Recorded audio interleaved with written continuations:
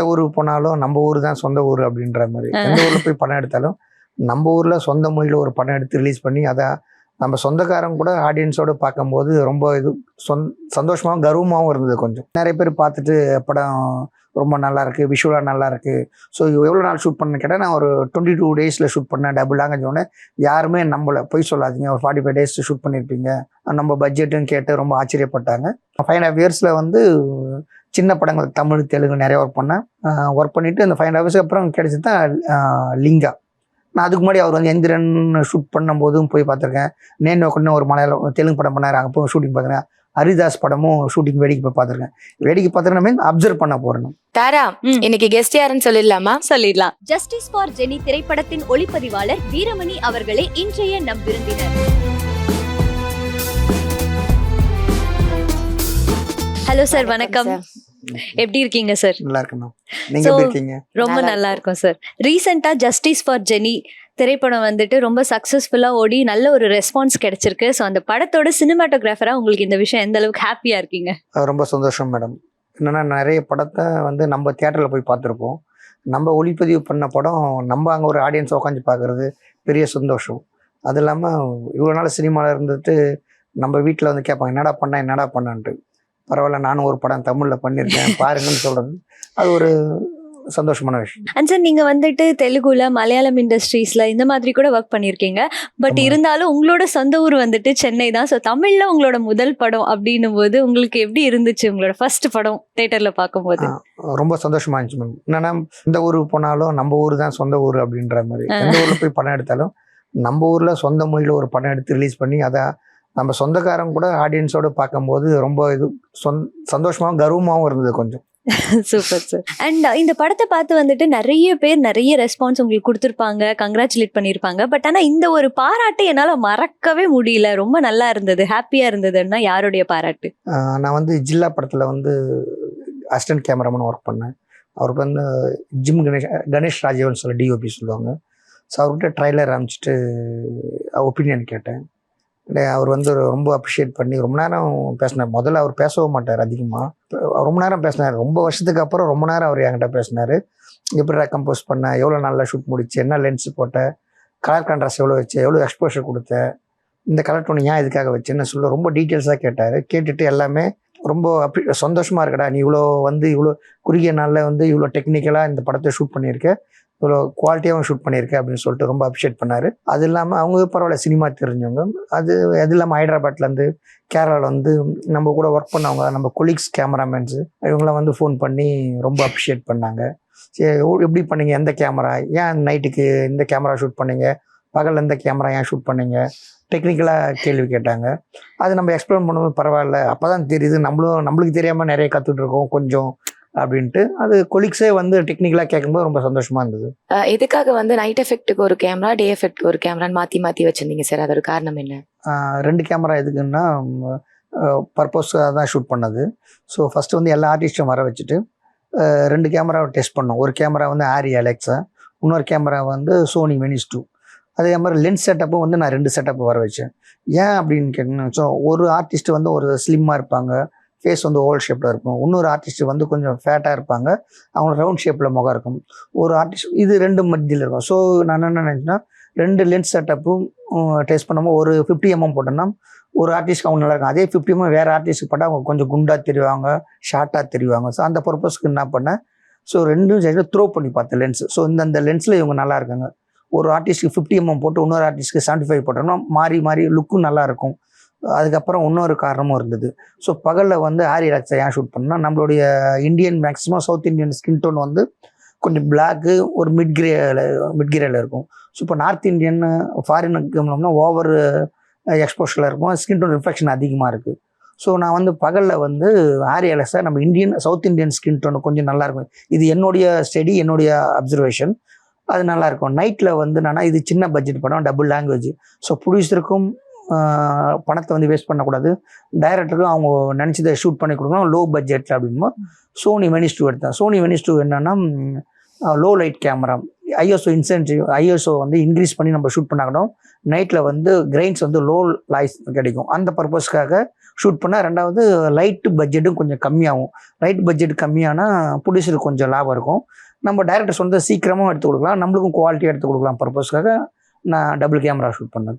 Okay sir. And sir இந்த படத்தோட கதை கேட்கும்போது நீங்கள் வந்துட்டு விஷுவலைஸ் பண்ணியிருப்பீங்கல்ல, ஸோ அப்போவே வந்துட்டு எந்தெந்த மாதிரியான ஒர்க்ஸ் இந்த படத்துக்காக பண்ணணும் அண்ட் எந்த மாதிரியான லைட்ஸ் நம்ம யூஸ் பண்ணணும் அப்படின்றதெல்லாம் டிசைட் பண்ணீங்களா, இல்லை ரெஃபரன்சஸாக எந்தெந்த படங்கள் பார்த்தீங்க? இந்த படம் ஃபஸ்ட்டு ஸ்கிரிப்ட் டைரக்டர்ஸ் சொன்னோடனே இது வந்து குறுகிய நாளில் ஷூட் பண்ணணும், பட் குவாலிட்டியாக இருக்கணும் அப்படின்னு சொல்லிட்டுனா இது இன்வெஸ்டிகேஷன் த்ரில்லர், ஸோ மர்டர் த்ரில்லர்னு அப்படி கூட சொல்லலாம்.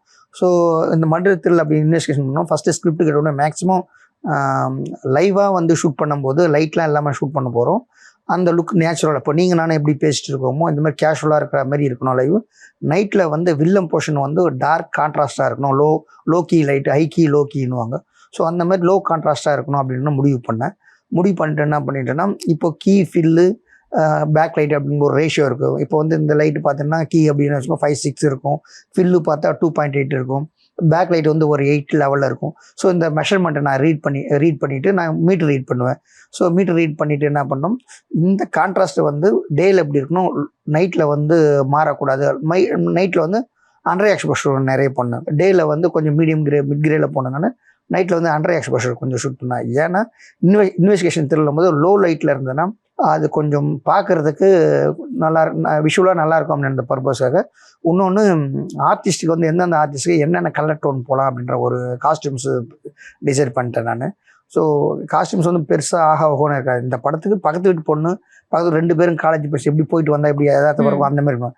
நைட்டில் வில்லன் லுக்கு வந்து மேக்ஸிமம் வந்து வான்கோர் ஸ்டைலில் ஷூட் பண்ணேன். ஸோ ஆர்ஜிபின்னு சொல்லுவாங்க, ரெட் கிரீன் ப்ளூ, இது பிரைமரி கலர் இருக்கும்.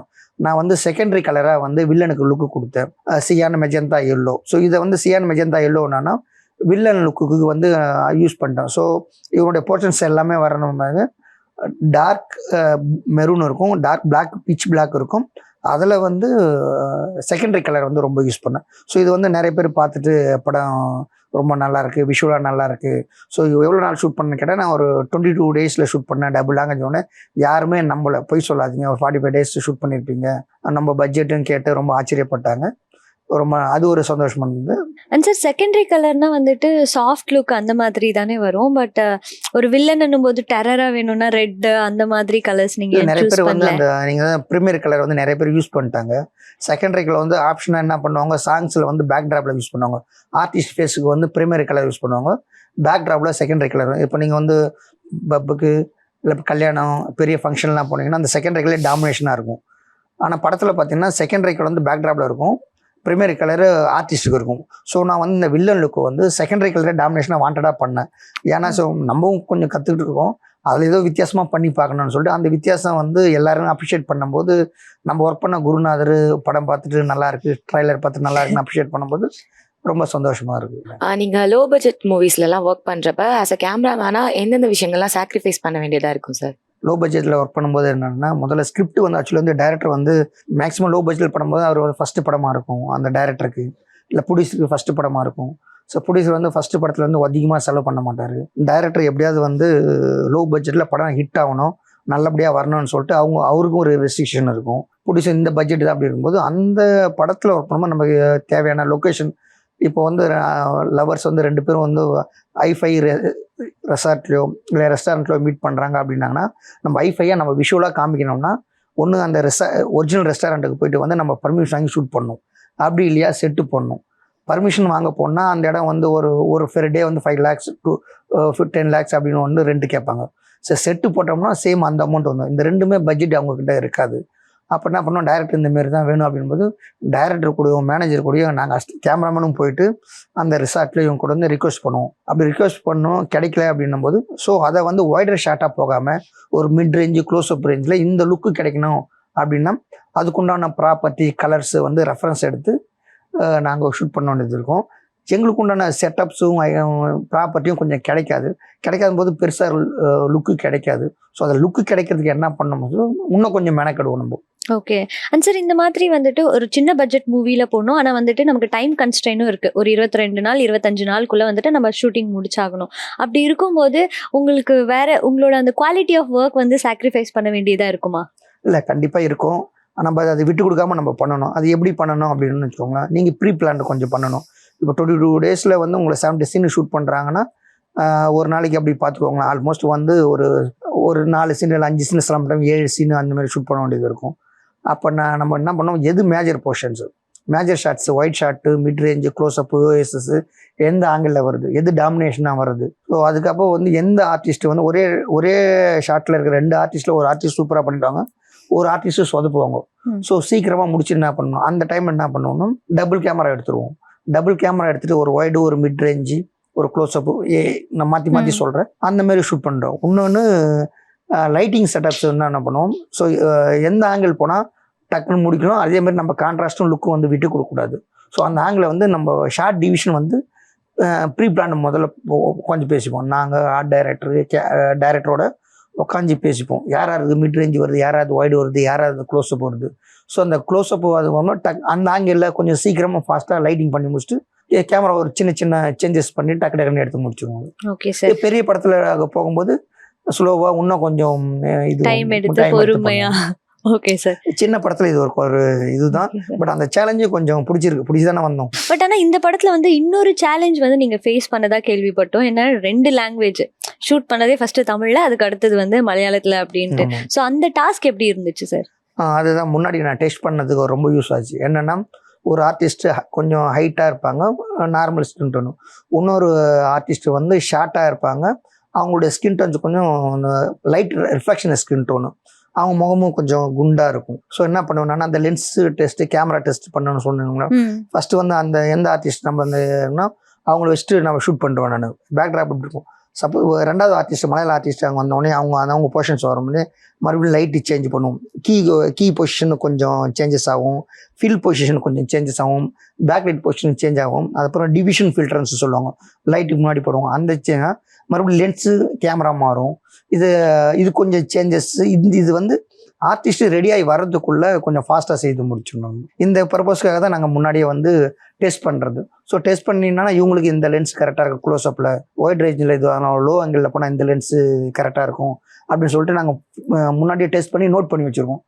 ஃபஸ்ட்டு ஒரு 4-5 நாள் மனப்பாடம் ஆகிறது கொஞ்சம் கஷ்டமாக இருக்கும் அசிஸ்டன்ஸுக்கு. அதுக்கப்புறம் என்ன பண்ணுவாங்க, அவங்களும் நம்ம கூட கொஞ்சம் நம்ம ஃபாஸ்ட்டாக வந்துடணும். ஓகே. ஜஸ்டிஸ் ஃபார் ஜெனி வந்து எந்தெந்த லொக்கேஷன்லலாம் ஷூட் பண்ணீங்க சார்? கோயம்புத்தூர், நாகர்கோவில் ஷூட் பண்ணோம். கேரளாவில் வந்து எர்ணாகுளம், கொச்சின், திருவனந்தபுரம் அந்த மாதிரி ஷூட் பண்ணோம். ஓகே. அண்ட் சார், இந்த படம் வந்துட்டு ஷூட் பண்ணும்போது எனக்கு ஒரே டாஸ்காக இருந்தது இந்த சீன் அப்படின்னா எந்த சீன் சொல்லுவீங்க? ரொம்ப கஷ்டப்பட்டேன் இந்த இது பண்ணுறதுக்கு அப்படின்னு. ஆக்சுவலி வந்து பிடிச்சி வந்ததுனால எனக்கு எதுவுமே கஷ்டமாக தெரியல. ரொம்ப சந்தோஷமாக ஷூட் பண்ணேன். மற்ற பசங்க அசிஸ்டன்ஸு மற்ற டேரக்டர் எது கஷ்டமாக இருக்குது அப்படின்னு சொன்னால் ஷிஃப்டிங் கொஞ்சம் எனக்கு கஷ்டமாக தெரியல. பகல் இங்கே ஷூட் பண்ணிட்டு நைட்டில் வேற இடம் இருக்கும். ஸோ பகல் எங்கேயும் ஒர்க் பண்ணணும், நைட்டில் போய் அங்கே லைட் பண்ணணும், மறுபடியும் பகலில் வந்து ஷூட் பண்ணணும். அந்த ஒரு இது அவங்களுக்கு கொஞ்சம் இதுவாக இருந்தது. பட் நம்ம ரசித்து பண்ணுறதுனால எனக்கு பெருசாக டாஸ்காக தெரியல. அவுட்புட் பார்த்து எல்லாரும் இதுவாக சந்தோஷமாக இருந்தது. பெரிய டாஸ்க். ஜஸ்டிஸ் ஃபார் ஜெனில வந்து ஒன் மோர் டேக்னு வாங்கி எந்த ஆர்டிஸ்ட் ரொம்ப உங்களுக்கு அடுப்பாக்குனது? வில்லன் தான் சொல்லணும். உண்மையிலுமே இதை சொன்னா எனக்கு வில்லன் ஆயிடுவார் அவரு. இல்ல சார், சம்டைம்ஸ் வந்துட்டு நமக்கு லைட் போயிடும், சீக்கிரமா வந்துட்டு முடிச்சாகணும், நமக்கு ஒரு டாஸ்க் இருக்கும். பட் அந்த டைம்ல நமக்கு அந்த ஆர்டிஸ்டோட ஆக்டிங்கும் இம்பார்ட்டன்ட் தான். பட் ஆனா சீக்கிரம் முடிய மாட்டேங்குது. இந்த மாதிரி சிச்சுவேஷன் எல்லாம் ஃபேஸ் பண்ணிருக்கீங்களா உங்க? இருக்கு. என்னன்னா, இது வந்து கொஞ்சம் குறுகிய பட்ஜெட் படம்னால நிறைய புது ஆர்டிஸ்ட் வந்தாங்க. தமிழ் போர்ஷனுக்கும் சரி, மலையாள போர்ஷனுக்கும் வந்தாங்க. இப்போ எஸ்டாப்ளிஷ் ஆர்டிஸ்ட் மெயின் கேரக்டர்லாம் மெயின் ஆர்டிஸ்ட் அவங்க ஏற்கனவே ட்ரைன் அப் கொடுத்துட்டு ஷூட் பண்ணால் டக்குன்னு முடிஞ்சிச்சு. சில போர்ஷன்ஸ்லாம் வந்து அவங்க லுக்காக ஒரு போலீஸ்காரங்களாம் நடித்தார் ஒருத்தர். அதே மாதிரி ஒரு அப்புறம் டாக்டர் ஒருத்தவங்க நடித்தாங்க. இவங்களாம் வந்து என்னன்னா லுக்காக வந்து நல்லா இருக்காங்க, ஃப்ரேமாக நல்லா இருக்காங்க. ரிகர்சலில் வந்து நல்லா பண்ணுறாங்க, டேக்கில் வந்து சரியாக பண்ணலை. ஸோ அவங்க மாதிரி அந்த ஆட்கள் வந்து ஷூட் பண்ணும்போது கொஞ்சம் ரொம்ப கஷ்டமாக இருந்தது அவங்களுக்கு. மற்றபடி மெயின் ஆர்டிஸ்டாக யாருமே நல்லாவே பண்ணியிருந்தாங்க. பட் ஆனால் சார், ஒரு சில சீன்ஸ் வந்துட்டு நம்ம ஷூட் பண்ணும்போது சரி இந்த போர்ஷன் இப்போதைக்கு லைட் எல்லாம் கொஞ்சம் இதுவாக இருக்குது, நம்ம டிஐல பார்த்துக்கலாம் அப்படின்னு சொல்லிட்டு ஒரு சில ஷார்ட்டு ஒரு சில சீன்ஸ் வந்து அந்த மாதிரி விட்டுருவோம். அப்படி நீங்கள் பண்ணலான்னு நினச்சி பட் ஆனால் டிஐலையும் அது ரொம்ப கஷ்டமாக இருந்தது. அந்த மாதிரி ஏதாவது உங்களுக்கு? இல்லை, நான் அந்த தப்பே பண்ண மாட்டேன் நான். ஏன்னா வந்து மேக்ஸிமம் ஷூட்டில் நம்ம என்ன ஃபுல் ஒர்க் போடுறோமோ அதுதான் டிஐ. ஆக்சுவலி வந்து நிறைய பேர் டிஐ நம்ம எது தப்பு பண்ணாலும் அங்கே போய் மாற்றிக்கலாம் அப்படின்றாங்க. அது ஒரு டிஐ வந்து மேஜிக் மாதிரி. அதான் ஒரு சின்ன கொலைக்குள் வேர்டு இருக்குது.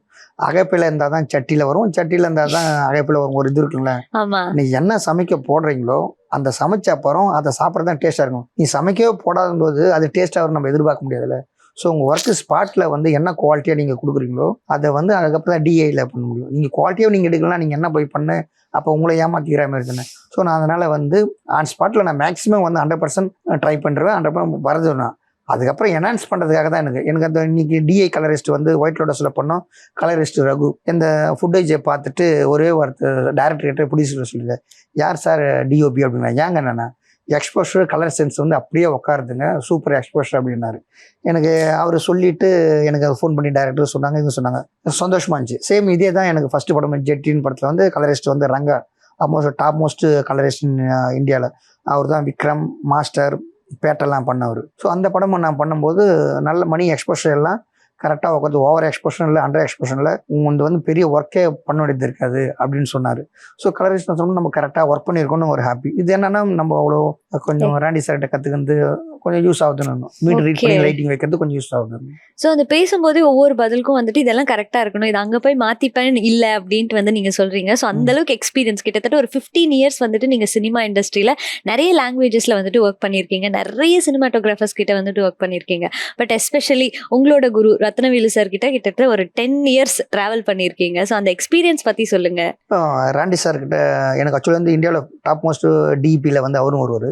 சார் நான் மாஸ் கம்பெனி முடிச்சுட்டு டிப்ளமோ சினிமாட்டோகிராஃபி முடித்தோம். படிக்கும்போது என்ன பண்ணேன், இந்தியாவில் பிசி எனக்கு பிடிச்சது பிசி ஸ்ரீராம், அப்போது ரத்னவேல் சார், இந்தியில் சுதீப் சாட்டர்ஜி, சந்தோஷ் சிவன், இவங்ககிட்ட நான் ட்ரை பண்ணேன். நான் ட்ரை பண்ணுறேன் இருக்கும்போது என்னன்னா அவ்வளோ சீக்கிரம் ஃபஸ்ட்டு படமே கிடைச்சிடாதீங்களா. ஸோ இவங்ககிட்ட ட்ரை பண்ணியிருக்கும்போது நிறைய நான் சின்ன படங்கள் ஒர்க் பண்ணியிருக்கேன். ஸோ நான் வந்து ராண்டி சார்கிட்ட ஒர்க் பண்ணேன், ஒரு 5 வருஷம் ட்ரை பண்ணி தான் சேர்ந்தேன்.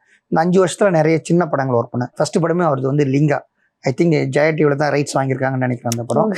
லிங்கா தான் என்னோட அவர்கிட்ட வந்து ஃபர்ஸ்ட் படம். அதுக்கு முன்னாடி அவர் கூட வந்து நிறைய ஷூட்டிங் ஸ்பாட்டுக்கு நான் போய் அப்சர்வ் பண்ணியிருக்கேன், ஒர்க்கும் பண்ணியிருக்கேன். ஸோ ப்ராப்பராக பண்ணது ராண்டி சார்ட்ட லிங்கா படம். ஸோ அதுக்கப்புறம் தெலுங்கில் கைதி 150, ரங்கஸ்தலம், சைரா, சர்லேர்னிக்கு அவர், குமாரி 21Fன்னு ஒரு படம், பிரம்மோற்சவம். அதுக்கப்புறம் தேவாரா படத்தில் கூட அவர் கூட கிளாஷ் ஒர்க் பண்ணேன் செகண்ட் யூனிட்டை. அவர் பண்ண கேம் சேஞ்சர் கிளாஷ் ஒர்க் பண்ண கேம் சேஞ்சர் இந்தியன் டூர்லாம் வந்து செகண்ட் யூனிட் ஆப்ரேட் கேமராமேன்லாம் அதெல்லாம் ஒர்க் பண்ணியிருக்கேன். ஸோ இவர்கிட்டருந்து நம்ம கற்றுக்குது என்னன்னா, லிங்கா முடிச்சு பெரிய படம், பெரிய artist Rajini sir, Anushka madam, அவங்க தெரியும் யார் ஆர்டிஸ்டும். ஸோ இது வந்து பெரிய பட்ஜெட், பெரிய டேரக்டர், பெரிய ஹீரோ. அந்த படம் முடித்தோடனே அடுத்தது வந்து தெலுங்குல சின்ன படம் பண்ணுறாரு, குமாரி 21Fன்னு ஒரு சின்ன படம். அது வந்து 2.5 கோடி ரூபாய் தான் பட்ஜெட். அது அப்போதைக்கு சின்ன ஹீரோ சின்ன ஹீரோயின்னு டோட்டலாக.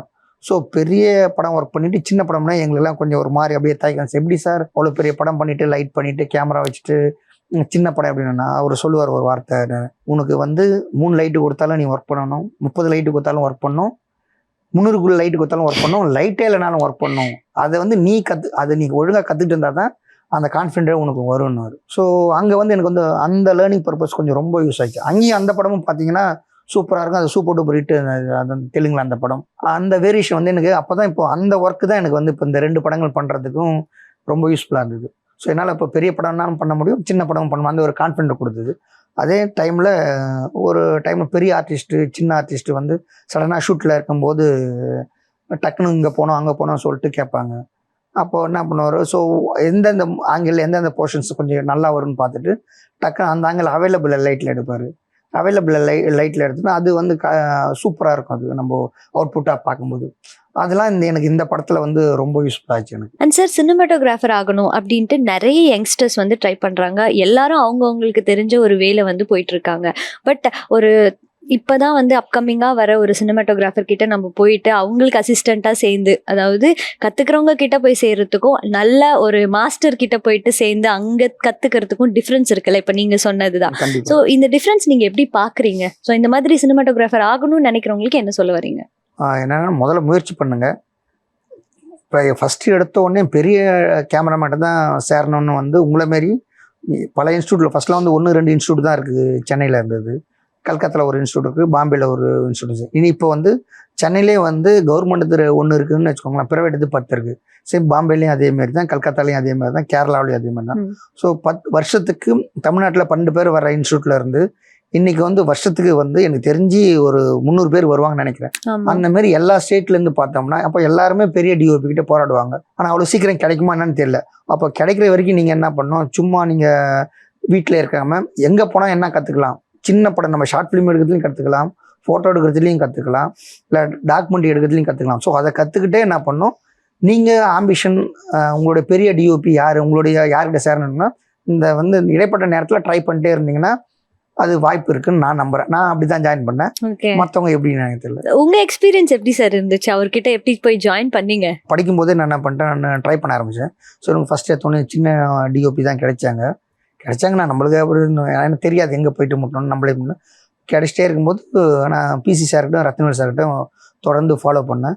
ஸோ பிசி சார் என்ன பண்ணிட்டாரு, அப்போ வந்து பாம்பேயில் ஹிந்தி படம் பண்ணிட்டு இருந்தார். ஸோ நான் என்ன சொல்ல, தம்பி நான் ஹிந்தி படம் பண்ணுறேன், இங்கே வர்றது கஷ்டம், அதே மாதிரி வந்தாலும் நான் அடுத்தது டைரக்ஷன் பண்ண போகிறேன் கஷ்டம். அவர் வந்து கேவி ஆனந்த் சார்கிட்ட அனுப்பிச்சி விட்டார் என்ன.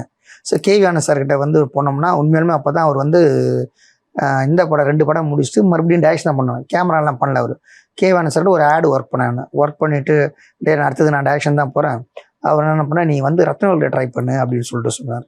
ஸோ அங்கேருந்து வந்து நான் மறுபடியும் ரத்னவேல் சாரை ட்ரை பண்ணேன். ஆனால் இவங்க சொல்லி அமிச்சாங்க நான் அந்த வேர்டை யூஸ் பண்ணல நான். ஸோ அவங்க சொல்கிறாங்க ஏதோ நம்மக்கிட்ட பார்த்துருக்காங்க அதனால சொல்கிறாங்க அப்படின்னு சொல்லி அங்கேருந்து ராண்டி சாரை ஜாயின் பண்ணேன். ராண்டி சார் நல்ல ஃபோட்டோஸு அப்புறம் நான் ட்ரை பண்ண விதம் என்னோடய ஷார்ட் ஃபிலிம்ஸ் நான் பார்த்து அப்ரிஷியேட் பண்ணி ஆனால் உடனே என்ன சேர்த்துக்க முடியாது, நீ டச்சில் இரு, எப்போ தேவைப்படுதோ அப்போ சேர்த்துக்கிறேன்னு. அந்த தேவைப்பட்ட இடைப்பட்ட நேரமே எனக்கு வந்து 5.5 years ஆகிடுச்சு. ஸோ நான் 5.5 yearsல வந்து சின்ன படங்கள் தமிழ் தெலுங்கு நிறைய ஒர்க் பண்ணேன். ஒர்க் பண்ணிவிட்டு அந்த 5.5 years அப்புறம் கிடைச்சி தான் லிங்கா. நான் அதுக்கு முன்னாடி அவர் வந்து எந்திரன் ஷூட் பண்ணும்போதும் போய் பார்த்துருக்கேன். நேன் ஒக்கன்னு ஒரு மலையாளம் தெலுங்கு படம் பண்ணார், அங்கே போய் ஷூட்டிங் பார்த்துருக்கேன். ஹரிதாஸ் படமும் ஷூட்டிங் வேடிக்கை போய் பார்த்துருக்கேன். வேடிக்கை பார்த்துருக்கேன் மீன் அப்சர்வ் பண்ண போகிறேன்.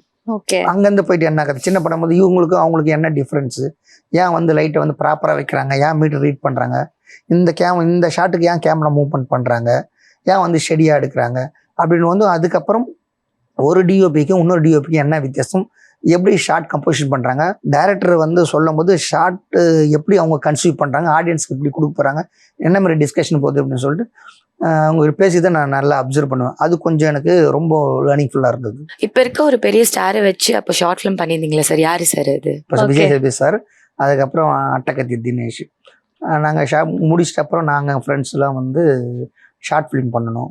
ஆக்சுவலி அந்த பையன் ஃப்ரெண்டு வந்து இப்போது வெற்றிமாறன் சார் அசோசியேட்டாக இருக்காப்புல. ஓகே. அவர் ஷார்ட் ஃபிலிம் பண்ணும்போது அவர் ஷார்ட் ஃபிலிம் நாங்கள் கேமரா பண்ணோம். அதில் வந்து விஜய் சேதுபதி சார் அப்போ தான் வந்து சீரியல்லாம் நடிச்சுட்டு படம் ட்ரை பண்ணுறாரு.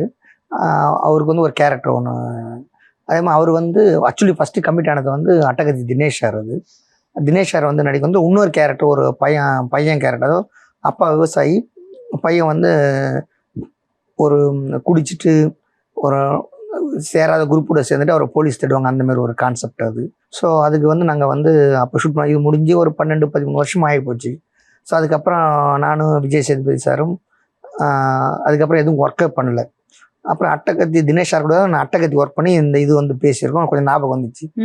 அது அப்புறம் நான் நடுவில் வந்து விஜய் சேதுபதி சார் கூட நான் ஒர்க் பண்ணல. ஸோ நான் தெலுங்கில் வந்து ராண்டி சார் கூட சைரான்னு ஒரு படம் ஒர்க் பண்ணிட்டு இருந்தோம். அங்கே அதுக்காக ஷூட்டுக்காக அப்ராடு ரஷ்யா பக்கத்தில் டிப்லிஸ்னு ஒரு இடம் போயிட்டு இருந்தோம். ஸோ அவங்க ஸ்பாட்டில் வந்து என்ன பார்த்துறேன், எனக்கு தெரியும் ஏன்னா ஒரு நம்ம ஒர்க் பண்ணோம். சரி நான் இப்போ போய்ட்டு அப்போ வந்து அசோசியேட் கேமராமேனு நான் போயிட்டு இதை நான் இப்போ சொல்லி ஞாபகப்படுத்தினோம்னா சும்மாங்காட்டியும் அவர்கிட்ட வழிகிறேன், சான்ஸுக்காக சொல்கிறேன்னு சொல்லி நான் எதுவுமே சொல்லிக்கல. அவர் சொன்னார், தம்பி உன்னை எங்கேயோ பார்த்துருக்கனாடா அப்படின்னாரு. ஆமாம் நான் பார்த்துருக்கீங்க, நான் உங்கள் கூட ஒர்க் பண்ணிக்கிறேன் ஞாபகப்படுத்துகிறாரு. இல்லை நான் இதுமாரி ஃபிலிம் முடிச்சிட்ட அப்புறம் நாங்கள் ஷார்ட் ஃபிலிம் பண்ணோம், நாங்கள் ஒரு அடுத்தது டெவலப் பண்ணுறது, அது நீங்கள் ஆமாண்டா அப்படின்னு சொல்லிட்டு அப்புறம் ஷோல்டரில் கையை போட்டுட்டு நாங்கள் 2 பேரும் பேசியிருந்தோம். நீ எப்பட்றா இங்கே இருக்க, ரொம்ப நாளாச்சு இடம் பார்த்துட்டு. இந்த கேப்பில் வந்து அதுக்கு முன்னாடி ஒரு மணிகண்டன், காக்கா முட்டை மணிகண்டன் இருக்காருங்களா, அவர் கூட நான் வந்து அசிஸ்டண்டாக ஒர்க் பண்ணேன் கொஞ்ச நேரம். அந்த ஒரு சின்ன கேமரா ஒர்க் பண்ணேன் அப்படின்னு சொன்னேன். அந்த கேப்பில் ராண்டி சார்கிட்ட அங்கே ஒரு வந்து ஷார்ட் ஃபிலிம்லேயும் ஒரு பைலட் ஃபிலிம் மாரி ஒர்க் பண்ணார் விஜய் சேதுபதி சார், போலீஸாக நடிச்சிருப்பார். ஸோ அதுலேயும் நான் வந்து செகண்ட் கேமரா ஒர்க் பண்ணேன், அப்பயே சின்ன கேமராவிலேயே. அதெல்லாம் ஞாபகப்படுத்தினோடனே அவருக்கு ரொம்ப ஆமாண்டா ரொம்ப சந்தோஷம்டா உனக்கு, இது ரொம்ப நாளுக்கு அப்புறம் இதை பார்க்குறது அப்படின்னு சொல்லிட்டு அதுலேருந்து எப்போ ஷூட்டிங் ஸ்பாட் வந்தாலும் கொஞ்சம் கேஷுவலாக பேசுவார். இதை வந்து என்ன பண்ணோம், நாங்கள் பேசி விட்டுட்டோம், நாங்கள் 2 பேர் பேசி முடிச்சிட்டோம். மறுநாள் ஷூட்டிங் வந்தால் அந்த சைராப்பட்ட டீமில் இருக்கிற பெரிய டெக்னீஷியன், இபி, அதுக்கப்புறம் வந்து கோ டைரக்டரு, மேனேஜர்லாம் கை கொடுத்தாங்க. என்னன்னு கேட்டோம்னா, இல்லை விஜய் சேதுபதி சார் நைட்டு வந்து டின்னர் டைமில் உன்னை பற்றி சொன்னார் அப்படின்னு சொல்லிட்டு. என்னன்னா இந்த மாதிரி அவர் கூடயே முன்னாடி ஒர்க் பண்ணியிருக்கீங்களாமே, அதை பற்றி எனக்கு ரொம்ப சந்தோஷமாகிடுச்சு. என்னன்னா அவர் பெரிய ஆள், பெரிய ஆர்டிஸ்ட் ஆகிட்டாரு. நம்ம சின்ன வயசில் வந்து அவன் கொஞ்ச நாளுக்கு முன்னாடி ஒர்க் பண்ணோம், அதை நம்ம சொல்ல வேணாம் நினச்சேன். அவர் வந்து எல்லா டெக்னீஷியனும் பெரிய ஆட்களும் ஒர்க் பண்ண இடத்துல தான் நம்மளை பற்றி சொல்லியிருக்காருன்னு சொல்லிட்டு ரொம்ப சந்தோஷமாகிடுச்சு. அதுக்கப்புறம் ஒரு 10 o'clock என்னமோ அவங்க ஸ்பாட்டுக்கு வந்தார். ஏன்னா இதெல்லாம் போய் சொல்லுங்கள், தேங்க்ஸ். இல்லைடா யதார்த்தமாக இந்த எல்லாம் பேசணும்னு சொன்னோன்னா, இல்லைண்ணா முன்னாடி நிறைய பேர் அந்த டீமில் பேசாமல் இருந்தாங்க, நீங்கள் சொன்னதுனால எல்லாரும் வந்து இப்போ பேசுகிறாங்க அப்படின்னு நம்ம பேசிட்டு. அப்போ ஒரு சில பேரும் கேட்டாங்க, அப்போது என்னடா விஜய் சேதுபதி வந்து உங்கள் கூட ஒர்க் பண்ணார், இப்படி வளர்ந்துட்டாரு, நீ இப்படி இருக்கேன்னு. அதான் நான் சொன்னேன். ஸோ அவர் வந்து 1000 உழைச்சார், வந்துட்டார். நானும் இனிமேல் ஃபியூச்சரில் வருவேன், வெயிட் பண்ணுங்க அப்படின்னு சொல்லிட்டு சொன்னேன் நான். Okay sir. அண்ட் இன்னொருத்தரை பற்றியும் வந்துட்டு கேட்கணும் சார். ஸோ லிங்கா படத்தில் வந்துட்டு ரஜினி சாரை ரொம்ப பக்கத்தில் இருந்து பார்த்துருக்கீங்க. ஸோ நீங்கள் வந்து சொல்லுங்கள் சார், அவரோட ஒர்க் பண்ண எக்ஸ்பீரியன்ஸ், அவர் எப்படி செட்டில் இருப்பார், எந்த மாதிரியான ஒரு பர்சன் அவர்? லிங்கா படம் பண்ணும்போது ராண்டி சார் தான் கேமராமேனு. ஸோ நான் அசிஸ்டண்டாக ஒர்க் பண்ணது. ஆக்சுவலி வந்து என்ன, ஒரு ஷிமோகா மைசூர் பக்கத்தில் ஷூட் பண்ணோம். ஒரு 4000 5000 ஜூனியர் ஆர்டிஸ்ட் இருப்பாங்க. அதுக்கு டெக்னீஷியன் 100-150 பேர் டெக்னீஷியன் இருப்பாங்க. ஸோ அது ஆக்சுவலி வந்து அந்த ஷார்ட் எடுத்து முடிச்சா அவர் காஸ்டியூம்ஸ் மாற்றணும். காஸ்டியூம்ஸ் பண்ணால் கேரவன் வந்து கொஞ்சம் தூரத்தில் இருக்குது. ஒரு அரை கிலோமீட்டர்னு வச்சுக்கோங்களேன், தூரத்தில் இருக்க மலை மேடு இருக்க 1/2 கிலோமீட்டர். அவர் போயிட்டு வர காஸ்டியூம்ஸ் மாற்றிட்டு வந்தாலே வந்து ஒரு 1/2 hourலேருந்து 45 minutes ஆகிடும். ஸோ அவர் என்ன பண்ணாருன்னா, காஸ்டியூம் தான் நான் மாற்றணும் அப்படின்னு சொல்லிட்டு காஸ்டியூம் எடுத்துன்னு வர சொல்லிட்டாரு. எடுத்துன்னு வர சொல்லிட்டு ஒரு சின்ன பின்னாடி ஒரு மரம் இருந்தது. மரம் இருந்தது. என்னன்னா, நம்ம வெயிலில் போயிட்டு வந்தோம்னா 4000-5000 பேர் வெயிலில் வந்து காத்துன்னு இருக்கணும். இந்த ஷாட்டு முடிஞ்சோடனே ஷிஃப்டிங் அங்கேருந்து. ஸோ 4000-5000 பேர் வெயிலில் காத்துணும், நம்மளுக்காக எதுக்கு அவங்க காத்துன்னு இருக்குன்னு சொல்லிட்டு அவ்வளோ பெரிய சூப்பர் ஸ்டார் கேரவனுக்கெல்லாம் போகலை. ஒரு மரத்துக்கு முன்னாடி ஒரு லுங்கி எடுத்துகிட்டு வாங்க நான் சொல்லிட்டு லுங்கி அப்படி கட்டிக்கிட்டு நாங்களாம் பார்த்துட்டு இருந்தோம். லுங்கிலாம் எடுத்து கட்டிட்டு அப்பயே ட்ரெஸ் மாற்றிட்டு டக்குன்னு ஷாட்டுக்கு வந்துட்டார். So down to earth. அது வந்து பெரிய இன்ஸ்பிரேஷனாக இருந்தது ஆக்சுவலி எனக்கு. ஏன்னா எவ்வளோ பெரிய ஆளாக வளர்ந்தாலும் வந்து ஹியூமன் பீயிங்காக வந்து இருக்க பழகிக்கோங்க அப்படின்றத வந்து நாங்கள் வந்து லேர்ன் பண்ணிக்கிட்டேன். இல்லை, எங்களுக்கே நீங்கள் கேட்கும்போது ஐ மீன் ஆரம்ப காலகட்டத்தில்னா கூட ஒத்துக்கலாம். பட் லிங்காலாம் பண்ணும்போது அவர் எங்கேயோ இருக்காரு, அந்த அளவுக்கு பண்ணணும்ட்டு இல்லை. பட் ரொம்ப சர்ப்ரைஸ்டாக இருக்கு. ரொம்ப சந்தோஷம். அது இன்னைக்கும் அது நினைச்சா அது நம்ம எப்படா சில இடத்துல வந்து நம்மளை மீறி நம்மளுடைய கர்வம் இது பண்ணிட்டோம் அப்படின்னு ஒரு தெனாட்டில் வரும் இல்லைங்களா. ஸோ அப்போ வரும்போது கொஞ்சம் அதெல்லாம் நினைச்சோம்னா நீ இதுவே அமைதியாகவே இருங்க அப்படின்ற மாதிரி நம்ம எனக்குள்ளே நான் சொல்லிப்பேன் நான். நீங்க ஜில்லா படத்துல வந்து விஜய் சார், மோகன்லால் சார் கூட வந்து ஒர்க் பண்ணிருக்கீங்களா? அந்த எக்ஸ்பீரியன்ஸ் பத்தி சொல்லுங்க. அதுல வந்து கணேஷ் ராஜோல் சார் கேமராமேனு. அங்கே லேர்னிங் பர்பஸ் நல்லா இருந்தது. அது ராண்டி சார்கிட்ட ஜாயின் பண்ணுறதுக்கு முன்னாடி அந்த படம் ஒர்க் பண்ணேன் நான். விஜய் சார்கிட்ட அங்கே ஒர்க் பண்ணும்போது டவுன் டு எர்த்து தான். சேம் இங்கே பார்த்துட்டு அங்கே போகிறேன்னா ரஜினியை சாரை பார்த்துட்டு விஜய் சாரை பார்க்கலாம், விஜய் சாரை பார்த்துட்டு ரஜினி சாரை பார்க்கலாம். ஏன்னா நான் ஜில்லா முடிச்சுட்டு லிங்கா போனதுனால சேம் ரஜினி சார் சொன்னோன்னா அதேமாதிரி தான் விஜய் சார் ஸ்பாட்டில் இருப்பார். விஜய் சார் இருக்குன்னா நம்ம தர்மாக்குள் ஏன்னா ஸ்பாட்டில் வந்து எடுத்துகிட்டு போகும்போது என்ன பண்ணால் தெரியாமல் அடிச்சிருவோம். இல்லைனா ஒரு ஷாட்டில் வந்து ஒரு டயலாக் பேசிக்கிட்டு டுவர்ட்ஸ் கேமரா வருவார். ஒரு 20 அடியிலேருந்து டுவர்ட்ஸ் கேமரா ஒரு 5 அடி வரைக்கும் வருவான்னு வச்சுக்கோங்களேன். இந்த 15 அடி டிஃப்ரென்ஸில் வந்து நம்ம தர்மாக்குள் பிடிக்கும்போது காற்றடிக்கும் போதோ அப்படின்னா நம்ம அவரை இடிச்சிருவோம். ஆனால் நம்ம அதை இடிச்சு தான் வந்து பெருசாக கண்டுக்காமல் டயலாக் பேசிட்டு அவர் என்னவோ இது வந்துடுவார். சம்டைம் இடிச்சுட்டா வந்து இடிச்சிட்டான்னு வச்சுக்கோங்க, நம்ம போயிட்டு தெரியும் இல்லைங்களா இடிச்சிட்டோம் அப்படின்னு சொல்லிட்டு, சார் நடந்து வரும்போது கேமரா அடிச்சிச்சு, அதனால தான் நம்மளுக்கு பின்னாடி வந்து இடிச்சுன்னா நம்மளாம் இடிச்சுன்னா தெரியாமல் பண்ணிட்டேன்டா, விட்றா இதெல்லாம் போய் இதுக்கு போயெல்லாம் சாரி கேட்டு போடா அப்படின்னு வருவிடு. அது கொஞ்சம் அதனால் கொஞ்சம் இன்னொன்று ஒரு தடவை வந்து என்ன பண்ணிட்டேன், fight sequence climax fight sequence ஹைதராபாத்தில் தான் ஷூட் பண்ணோம். செட்டு டஸ்ட்லாம் போட்டு ஷூட் பண்ணணும்.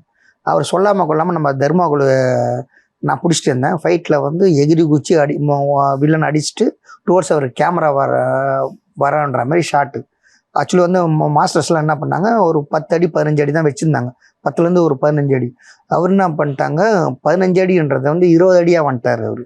ஸோ ஸ்டெடி கேமில் ஷாட்டு நாங்கள் தர்மாக்குள் பிடிச்சிருக்கோம். அவர் 20 அடியாக சொல்லாமல் ரொம்ப அவர் வந்து என் மேலே விழுந்து நான் ஸ்டெடி கேமில் விழுந்து அவர் அந்த ஷாட்டை விட்டு எங்கள் 2 பேரையும் ஃபஸ்ட்டு தூக்குறாரு. இப்போ வந்து விஜய் தூக்கிட்டே நான் தானே தப்பு பண்ணிட்டேன், உங்களுக்கு மார்க் வந்து ஒரு 15 அடி கொடுத்துருந்தேன், என் மேலே தான் தப்பு, உங்கள் 2 பேர்கிட்டையும் நான் சாரி சொல்லிக்கிறேன் அப்படின்னு சொல்லிட்டு கேட்குறாரு. அது அதெல்லாம் நம்ம பார்க்கும்போது ஓகே. ஸோ பெரிய ஆட்கள் ஆகும்போது நம்ம அந்த ஒரு இது யதார்த்தமா இருங்க அப்படின்னு சொல்லிட்டு அதெல்லாம் எனக்கு அடிக்கடிக்கு ஞாபகம் வரும். அண்ட் நீங்க வந்துட்டு நிறைய பேர் கூட ஒர்க் பண்ணியிருப்பீங்க. பட் ஆனால் உங்களுக்கு நான் இந்த டைரக்டர் கூட கண்டிப்பா ஒர்க் பண்ணி ஆகணும் அப்படி யாராவது இருக்காங்களா? தமிழ்ல கேட்குறீங்களா இல்லை ஹிந்தியில் கேட்குறீங்களா? எந்த லாங்குவேஜ்ல வேணாலும் ஓப்பன் நீங்க சொல்லலாம் சார். இல்லை, எனக்கு தமிழில் வந்து எனக்கு வெற்றிமாறன் சாரோடைய ஒர்க் பிடிக்கும். வெற்றிமாறன் சாரோடைய ஒர்க் பிடிக்கும்.